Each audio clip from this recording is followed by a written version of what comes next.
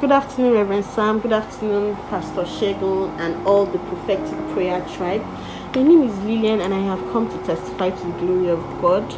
On the 20th of April, my younger sister was kidnapped from Greenfield University.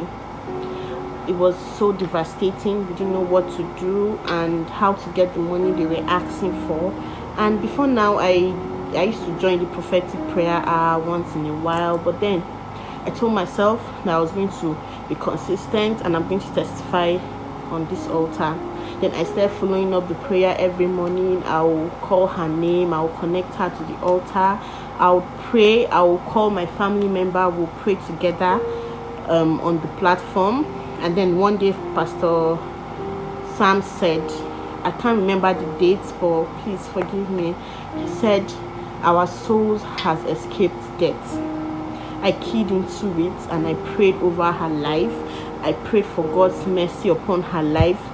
And I think that day or the next day, these kidnappers called us and said they had killed 3 people. We should go and confirm the bodies. I was so scared. Where everybody was scared, we kept on praying. But I keyed into that word where Pastor Reverend Sam said, our soul has escaped death. So they went and they confirmed the bodies. Luckily, she was not among those that died. We continued praying. 2 days later, they called again and they said they killed 2 people. We should go and confirm the body. I was still praying and we went there. She was still not among the people they killed. I personally want to thank whoever is behind the urgent prayer line, because every time I was tensed, every time I didn't know what to do, I would always call and the person was always ready to pick up and pray for me, walk me through everything that is going on and all of that. So I'm grateful to whoever is behind that line. God bless you so much. So we kept on praying. After much negotiation, they told us how much they wanted, very ridiculous amounts to start with, but God came through in his own ways. How we got the money for the ransom, how people that we have not spoken to in years, people that we don't know, they just paying money into my account, and that's how we're able to raise the money for her release. When we paid for her release, they called us again and demanded for something else. We're able to still afford that.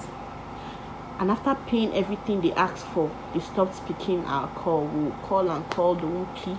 I still kept on praying. I kept on calling her name on the altar. And I sent messages to Reverend Sam. He would reply, he would pray for me and all of that. And then on Saturday, they called us and told us that we should go and confirm they had released all the students. So we went there and luckily she was among those they released. We took her to the hospital, because I was so scared. I'm like, what have they been eating? What are they doing to them in the camp? And then when I took her to the hospital, the doctor asked me, is this your sister that was kidnapped? I said yes. He said she doesn't look to me like she was kidnapped. My sister was miraculously saved from the camp. Like, she wasn't tortured, she wasn't raped, she wasn't brutalized in the camp. Like, the doctor checked her and said she's okay and gave us tablet. I'm like, no.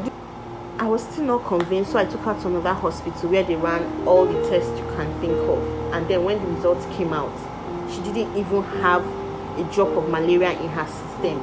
I'm like, is this her result? The guy said yes, it's her result. Like, everything came out perfect. So I have come to return all glory to God.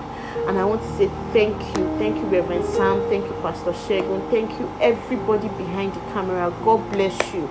You don't know what you guys did for me and my family. Like, when we got scared, the only thing I was always looking forward to 5:50 every morning. Like, I hated the weekends because I didn't have who to pray with me, who to talk to me. I just wanted Mondays to come and so that I can join the prayer and all of that. God bless you. God bless you. God bless you.